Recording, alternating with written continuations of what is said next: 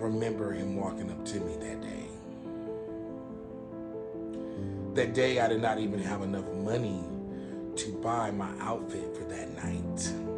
And I was going to change tags. I remember that day like it was just this morning. And I was ashamed to even tell him I wasn't making a dime. I remember telling God, if I could stay here, I have it made. I remember telling him that. I looked out that window and I was like, this is such a beautiful place. I remember getting to the house and Damien came in the door. What's up, guys? And welcome to my docuseries. Now listen, y'all. I said that I was going to start vlogging and, you know, just pretty much getting down with the get down with back into filming. So I said that I'm going to start something a little bit more deeper because I was like, you know what? It's just time. It's 2022. It's been a long time coming. It's just really time to just kick it up a few notches, okay? I have came to one with myself. I've came to one with God, and I just feel like this docuseries is really necessary at this time. I really feel that a lot of you guys don't really know who I really am.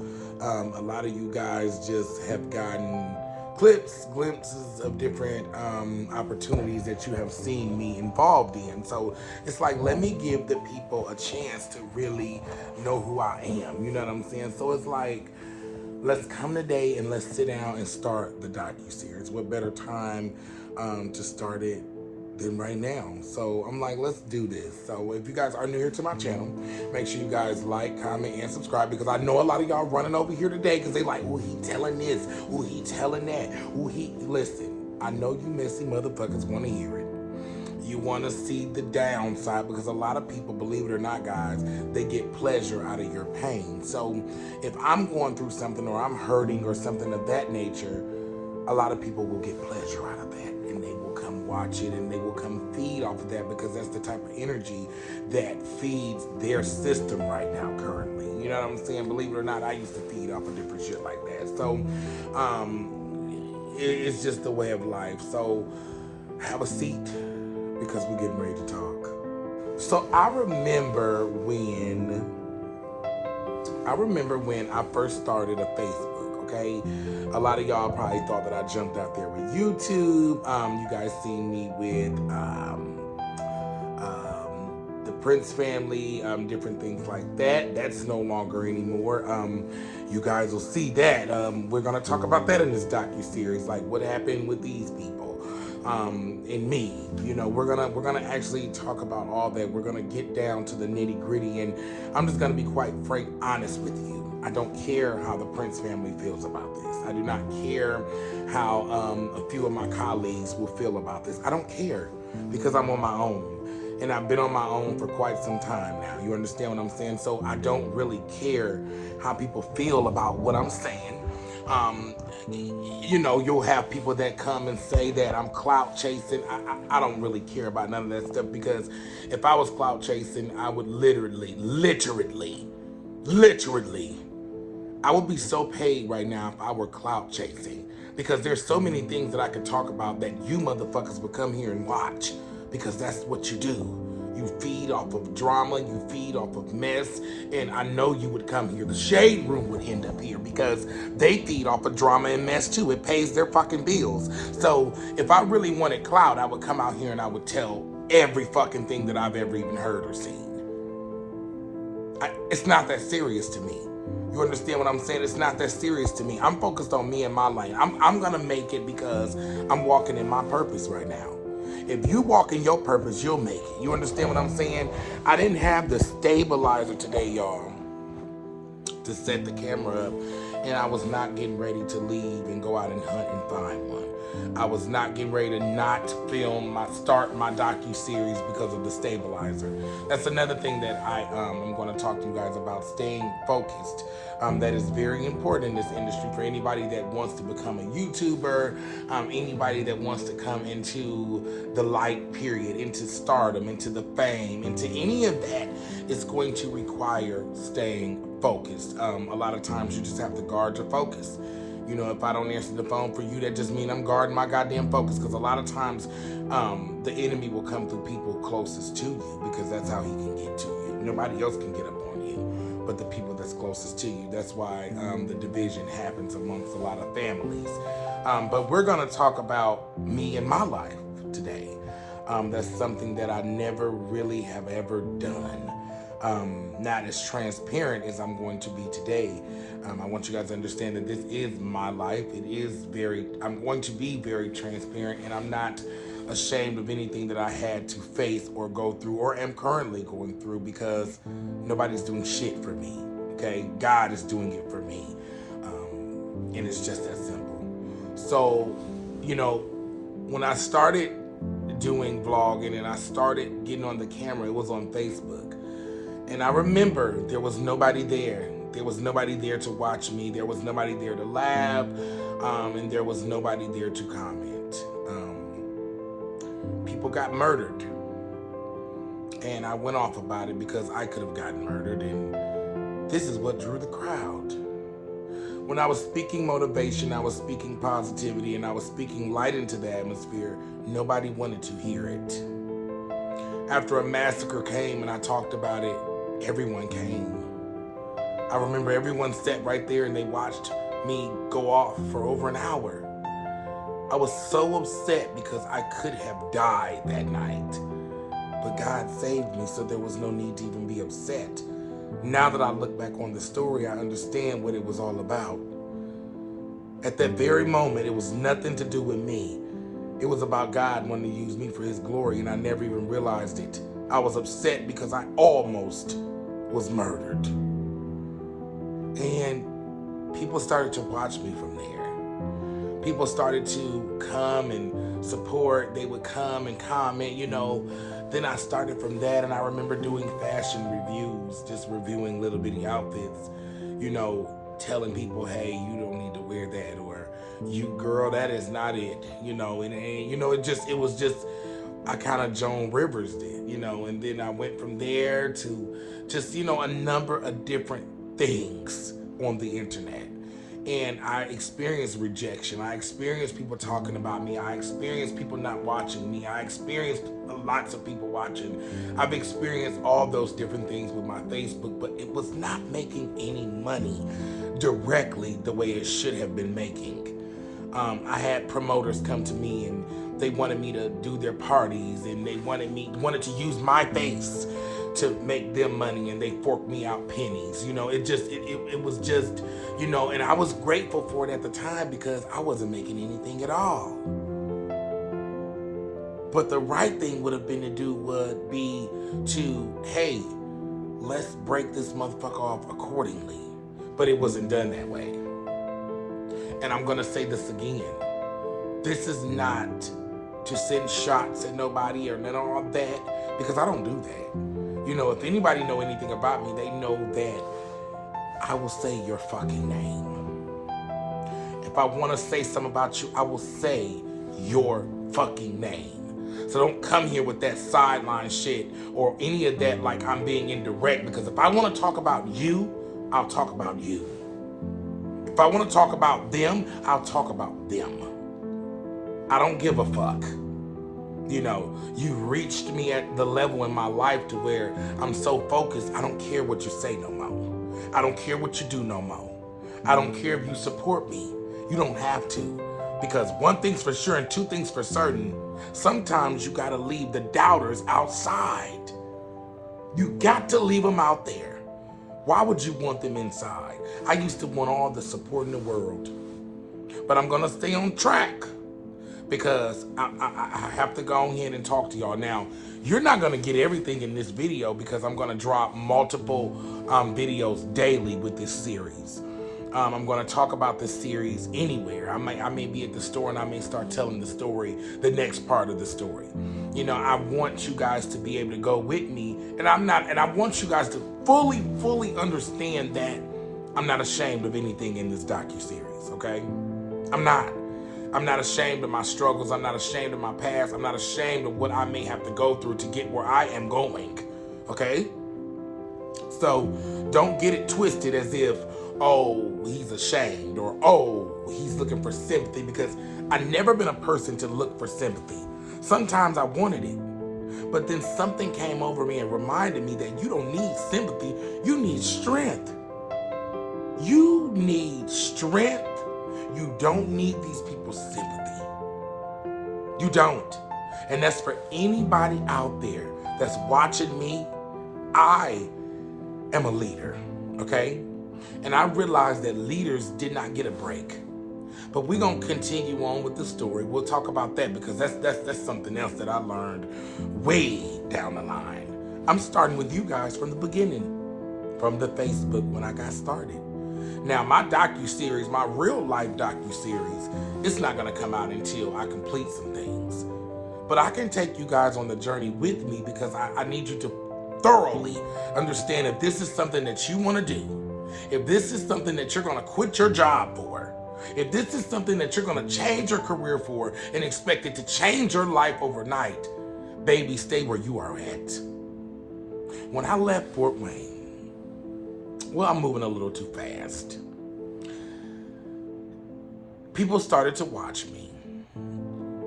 I remember getting the attention that I had always wanted. Like, I always wanted to be popular. I always wanted to be somebody.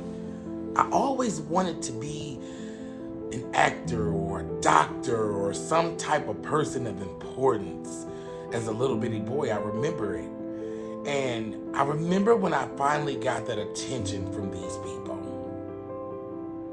I knew about fake people in life, but I never realized how they can change your life so drastically. Fake ass people. It's the fake people that caused me to realize that I gotta make it out of here.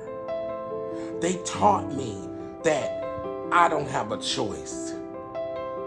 The people that doubted me instilled in me that I don't have a choice. I got to make it out of this motherfucker. And I didn't know how to do it. And I remember starting to go back to church. I grew up in the church. I used to go with my aunt. I would go with my mom. When she would go, I would go to the house of the Lord. It's something that was in me that kept drawing me back there. As a kid, I would want to go to Sunday school. I would be up early. And even in my life now, something would draw me back to the church. Something would draw me back to the Bible. That something was prayers. And I'm grateful for it to this day. Moving forward on the story, I remember when people started to come around me, because my life had become beneficial enough to where they could benefit off of me. I didn't see it coming. I didn't see the platform. I didn't see the viewers. I didn't see none of that. But it came. And I started to throw parties, and I started to make money, and I learned about being able to do all different things with social media, being an internet sensation. I started to become an internet sensation. I had never heard that put together at all. And I became on the radio, and I just became an icon for my town. I started to do backpack drives, and I started to do more positive things, and that is when the disruption started to come. I started to feel the jealousy. I started to feel the hate. I started to see it. I became more wiser with it. And one day, I was at a Burlington coat factory, and I remember my manager, the CEO of the company that I'm currently with, I remember him walking up to me that day. That day, I did not even have enough money to buy my outfit for that night. I remember. And I was going to change tags on my outfit. I wasn't gonna steal it. I was like, I can't steal it. If I get caught, they're gonna talk about me. They're gonna dog me, and they're gonna dog me down. And I remember that day I said, you know what? I'm just gonna change the tags. But before I could even find an outfit, I was looking around that store and I could never find, and I couldn't find anything that could fit me that day. And I was like, damn. And I walked to that door before, I didn't even get to the door. I was walking by the home section. And he said, hey, I've been looking for you. You's a funny dude. I remember that day like it was just this morning. And he said that you are a funny dude. I've been looking for you. You a star, dude. I remember he told me those words, those exact words. I remember it like it was just an hour ago. And I remember, I think I gave him my number. Or he gave me his one. But ever since that very day, this man has had my back. For real. And I have learned so much from this guy to where even when he teaches me a lesson that I don't want to be taught, I can't even fucking get mad at him. And now, the things that he used to teach me, would hurt my feelings because I wasn't ready to accept it in life back then. But now it's like it doesn't even hurt my feelings no more, so I know that I've grown since I've met him 120%. And I'm able to accept things in life, including my shortcomings. You got to understand, people, that we have to accept our shortcomings in life. I don't need a crowd of people to cheer me on. I don't need all that because I had that shit before. And I'm going to tell you something. It does not mean shit. Because a lot of those people, and most of those people, are not genuine. And when your life stops becoming beneficial for them, they will turn their backs on you. And you'll be all alone. But that's okay because I remember I was before I got the fame. I remember before I even got any recognition, I was all alone. Nobody gave a fuck about the fat boy. Nobody cared about the basic regular boy. Nobody cared about the sissy. Nobody cared about the fag. Nobody cared. But when my life started to become beneficial for these motherfuckers and they seen a way out for themselves, they pretended to like me. Now, moving forward, this guy has said, you could be making big money. You can make money. There's no reason, I remember he asked me how much money I was making on there, and I was ashamed to even tell him I wasn't making a dime. I was ashamed to tell this man that I wasn't making a dime off of it. My thing that I was praising, my thing that I loved so much, my platform that these people literally were being placed on, I wasn't making a dime off of it. Now, I made money through the benefit of having it through promos and through exposure, and I could throw parties. I did make money off of it, but not the way it should have been making. The platform alone should have been making money off of it. Period. So, moving forward, I remember that there was an opportunity with the Prince family. And I remember the very first day that I got on the plane to come to Houston, Texas, I was so excited. I was so excited because it was something that I just knew that I was out of there where I was. I was going through so much in the town that I just wanted an escape. I was starting to feel like just being in a box. And I'm going to share that story with you guys in my real documentary, but I cannot share that with you now. This is strictly my YouTube journey.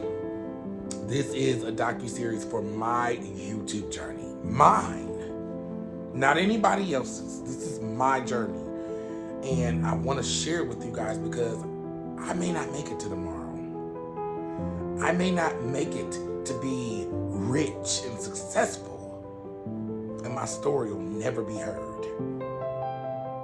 I will not refrain from telling you guys anything else because when I needed to talk to somebody, you guys were right fucking here. Today, I needed to talk to somebody and you guys were right here to listen. So I said, you know what? They deserve to hear my story. They deserve it. It's selfish of me to hold it from you guys any longer as much as you guys have been there with me. I have people that's been there with me since, my Facebook days. I have people that have been rocking with me before they even seen me around, in that opportunity with the Prince family. But sticking to the story, I remember coming to Houston, Texas. I remember that shit like it was just right now. And I remember boarding the plane. I remember having to get to Detroit. I remember having to get to that flight. I remember every fucking thing. And I remember how I looked up to those people. I remember how I looked up to Bianca and I thought she was so lucky. I thought that Damien and Bianca Prince was so lucky. I thought that they had every fucking thing. I thought that their life was the life to have. And I remember going to their house. Because when I first got here, I didn't go straight to their house. I remember the vice president. Now I'm going to tell you something. God works in so many different ways because I remember the vice president came and picked me up from the airport. Now, this lady does not do that. She doesn't come and get people from the airport, and she doesn't take people around to the mall, and she doesn't do that. She still doesn't. She really doesn't do it now. But I remember when she came and got me, and I got out off the plane, and I got out the terminal. The terminal was so big. It was the biggest terminal I had ever been in my life. And I remember getting off that plane, and I remember walking through that big ass airport like, oh shit, this is it. This is it. Oh boy, I was like, this is fucking it. And I was like, where are you? I called her. She was like, I'm outside waiting on you. And I was like, what kind of car are you in? She was like, oh, a Mercedes-Benz. She said, oh, it's a Mercedes-Benz. I was like, oh, shit. Got outside. The Mercedes-Benz was right out there waiting on me. And I remember it was raining that day. It was raining. I didn't care. It was like, how some days be gloomy. When I met this lady for the first time, I felt like this lady was somebody like God. When I got in that car, I knew that lady was God sent. I didn't know how it was going to happen. I didn't know what it was going to be. I said, this lady is something about her. Something about her when I very first met this lady. I think about that day sometimes when I very first met this lady.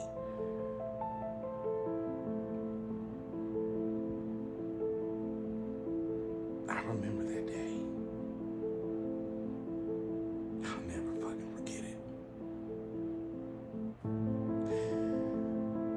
And we went to the Breakfast Club. I remember I may throw up a couple things here and there. I remember my very first meal here in Houston was at the Breakfast Club. And that food was good. It was really good. It was like, it was cooked from the soul. Like, they took their time and they did it. And that meal was so good. And I've been back since then. That motherfucker ain't been the same, you know. So I know that it is very special that day. I knew. Now that I look back on that day, I know exactly what it means, but we're going to tell y'all that later.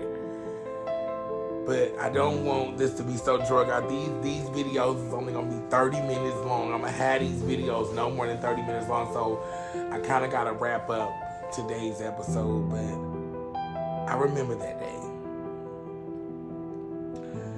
After that day, you know, because I was there strictly to come and do a project, you know, with Prince family. So when I did that project, when I finally got to their house, so you know, we had to do a photo shoot. I remember it was like maybe my second photo shoot in life. And the first photo shoot I had was when I was a kid with my mom. They did it, so I had never did a photo shoot on my own. Outside of when I was a kid, when my mom would take us to take professional pictures, or, you know, when I graduated from high school. When I graduated, I took pictures and things like that. But ever since then, I had never did a real photo shoot. So, oh, we gotta go. Well, you can't wear that. Oh no, oh no. Hell no. We got to find you something to wear. So she went and took me to the mall. She was like, I don't do this, so you better appreciate this, because I do not do this. We got people that do this. And I went and I got, you know, the outfit and stuff like that, and we went to a room. And she went into the room and she's like, oh no, you can't stay here. Hell no. I wouldn't even stay here. No. So she left from there, and then she had took me to like a really nice, it was a nice room wherever I went. It was really nice. In that room, I was able to see the skyline of Houston. And I remember looking out that room window, and I was like, dang, I want to live here. Damn, if I could stay here, I have it fucking made. I'll never forget it. That's what I said. I was like, if I could stay here, I remember telling God, if I could stay here, I have it made. I remember telling him that. I looked out that window and I was like, this is such a beautiful place. This is where I want to go. And you know, there's so many different beautiful places in the United States of America, but from where I come from to Houston, it's like, oh wow, this is amazing. So the next day, I went over to the Prince family's house. It was time to go over there to do a collaboration with them, and I was so nervous, like, these people. I'm like, wait. But when I got there, Damien came to the door. I remember getting in the house. Yeah, I remember getting to the house, and Damien came to the door, and I was like, damn. In this house, this the old house. I remember coming to that door, and I was like, damn. I was like, wow, this motherfucker is nice. And I went on in, and Bianca was, hey, I'm like, oh my God, she's so sweet, you know. And then they brought the baby. I was like, oh my God, that little baby is so cute. And I seen they rugs, and I was looking at the curtains in their house. You know, I'm looking like, wow, the fucking drapes is long. I split from way up top to damn near down. I'm like, that motherfucker, that curtain long is a building, like, dog. I was like, oh my God. And we did the video and stuff like that. But I remember leaving there. had went over. I remember leaving there, and when I left there, it felt like, wow, that's where I want to be in life. I gotta figure out how to get here. They regular just like me. Why can't I have it? And some came over me and was like, you're gonna have more than them. At that very motherfucking moment. But I did not realize, at the time, I did not realize that it doesn't even matter who the fuck has more material things. But something came over me like, you can be bigger than them. You don't need to praise them and what they have. But at the time, I didn't want to hear that shit. I wanted what they had right then and there. Like, I literally wanted the stuff that they had. But I'm going to tell you people something right now. Be careful what you ask for, because you just might get just that. Be careful what you want. Be careful what you say, because you might get exactly just that. When I left their house, I felt like, damn, I don't want to leave. I don't want to leave Houston at all. Because when I left their house, it was time for me to leave the next day. I flew out that next morning. It was done. They did everything in one day. 1.5 days, they did everything. The next day, I remember going to the Poppyps. I stayed at Poppyps that next day. And I remember this lady came and brought me some money. And said, well, I see you came to Houston and you even made some money. But at that moment, I was so down because I knew I was leaving. I was so down. Because I knew I was leaving. And they're gonna forget all about me. When I left and got on the plane and headed back, I remember crying the whole flight. The whole flight, I remember crying. The entire fucking flight. I remember crying. When that plane took off, I remember fucking crying. And when I went back to my town, I did not return back to Houston for almost over a year. The people in my town were, when I went back there, people were, I seen you with the Prince family. I seen you with them. You made it. You made it. I seen you with the Prince family. You made it. You are out of here. There was people that was calling me that had never called me before on social media.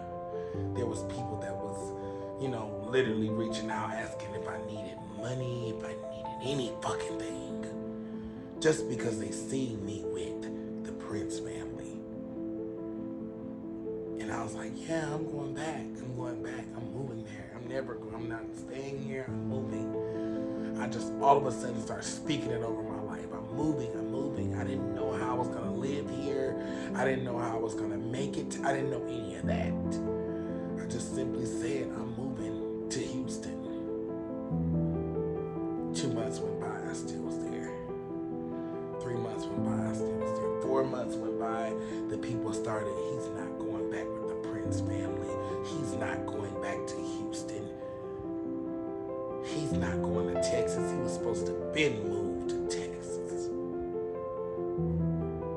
They started to doubt me. They started to talk about me like I wasn't shit. Because as far as they were concerned, they used you and you're gone. They don't give a fuck about you. You gone, boy. They done made thousands of dollars off you on their goddamn platform and they gone. They gone. They're gone. And they don't need you. They did you a favor. put you on their platform. They did you a favor. You did nothing for them. The video was the Prince family's second most fucking viewed video forever. Until one day the video went disappeared. It's the only thing I had left from them. And one day that bitch went disappeared.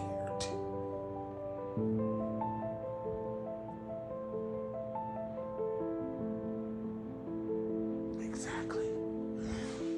Listen, guys, I have to wrap up this video. I don't want the videos being so long to where they just taking forever to upload. So I am gonna wrap up this video. I will be dropping these docuseries every day at least. Hopefully I'll be able to drop them 3 times a day. That way you guys can, because it's very long. It's a very long story. So I have to bust it down in a series like this because it's very, very long. So I just wanted you guys to really know what's going on. I don't feel like, you know, it just depends on your definition of success. If you feel that you need money to be successful, then you got a lot to learn about the world. Because I know rich people that go broke every day. I know there's people that are rich. The rich people go broke every day. People are trying to establish generational wealth because rich people do go broke every day. So I want you guys to reevaluate your thinking and reevaluate what you determine as success. Because if you think the money is what makes you successful, you won't ever be successful. Because that is what you will chase. People will chase you and people will only fuck with you because you got the diamonds and the watches and the roll. Just ask yourself this question: if you are rich or you have money or you feel you're successful, ask yourself this question: would you still be who you are without the money?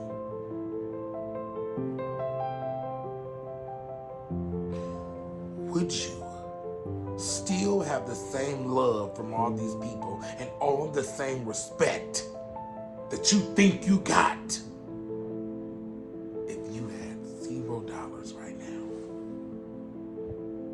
Ask yourself that fucking question. That's what'll really cook your noodle.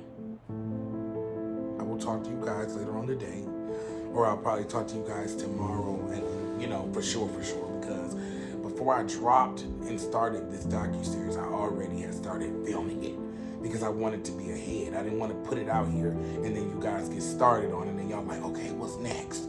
What's next? Because I know you motherfuckers is getting ready to go run your mouth. You getting ready to try to stir up shit, but there's nothing that you can corrupt. I control my shit. I'll talk to y'all